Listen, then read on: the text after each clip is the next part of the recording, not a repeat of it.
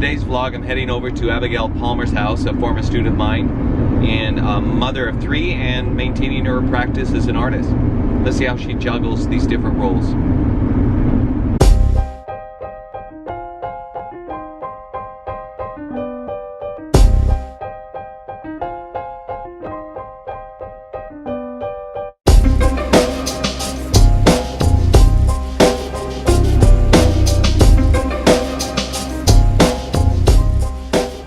Yeah, that's good. Yeah, kind of look right in here. That would be good.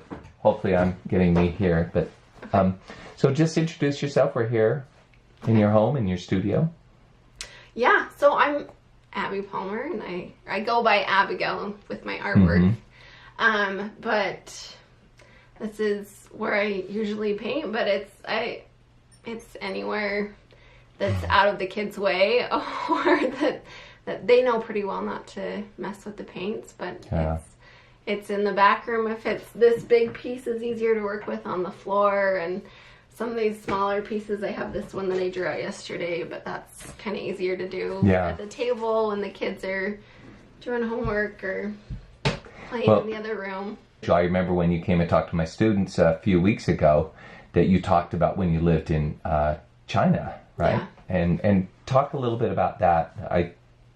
About how you were able to find some creative ways to work within the constraints of being in a new place in a small space. And yeah, that was really interesting because there's actually a fantastic art scene in Beijing, which I didn't know about until we were moving there. Yeah. And I was talking to some of Joe Ostrow's kids, and they were like, "Oh, don't you know about all the cool stuff they have?" So they actually have like an art district that you can go down and look at. So that was like a really good thing to do when I was kind of feeling artistically tired. Yeah. I mean, the pollution's so bad there that we spent a ton of time inside. And so I just like, when one of my kids took a nap, the other one got TV time, and I got like an hour and a half to sit down in the same room while they watched their show and work on art. What do you do now? How do you juggle that now? In now you're back in Provo. I mean, is it the same kind of deal, or do you have a little bit more time to work, or? Just depends. Okay. I have a lot more responsibilities here because we have a lot of family around, and we're taking care of a lot of stuff for my parents while they're gone.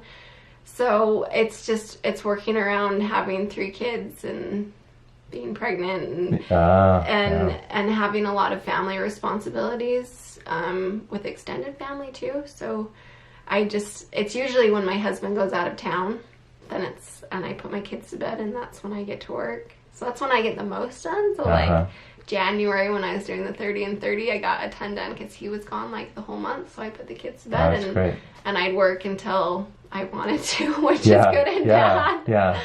But now it's just I had a set time when my kids were napping that like that was my time, and the kids who didn't nap would watch a show.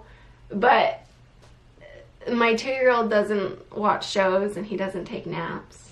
So we're kind of in an in-betweener right now, and I have one kid in preschool and one kid in kindergarten, and so I mean that's still just half-day stuff, and the 2-year-old doesn't really like to do anything that's distracting. If I get out my paints, he says, "Bobby paints."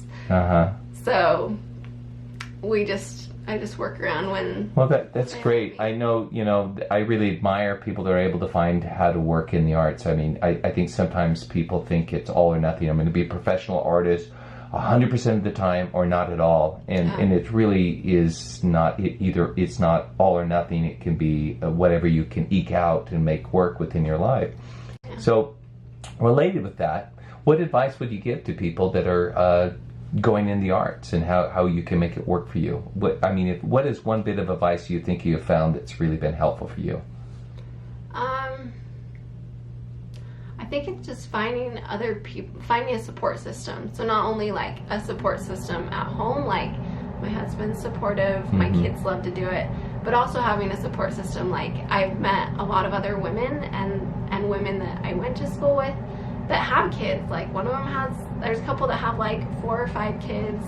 They have twins, and they're still doing it, and they're still like, they just make it work, and they make it a part of their family life that is fun for their kids, and it's fun for them, it's stressful too because you're trying to run a side business while being a mom. Yeah. But I think it makes it, for people that need that creative outlet, it makes life a lot more fulfilling too. I agree. I think that's great. You were a student of mine 20 years ago around that time? Or no, how long ago has it been?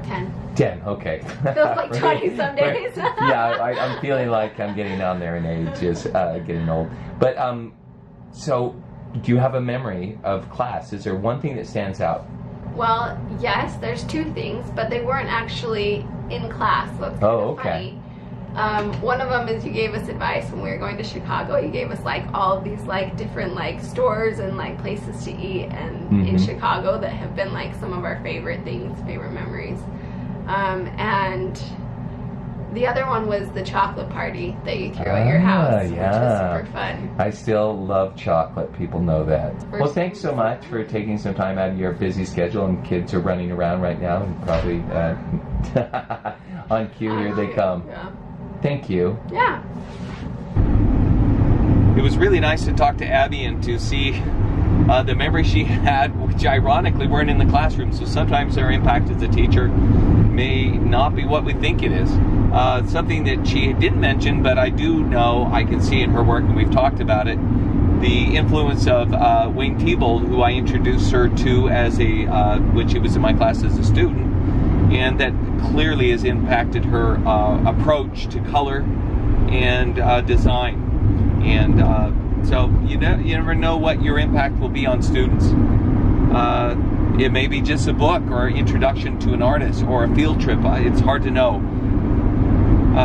Be curious to know also what your thoughts are about how you maintain your creative practice as a teacher, a studio artist, and the different roles that you have. How do you find time to do it all and not go crazy?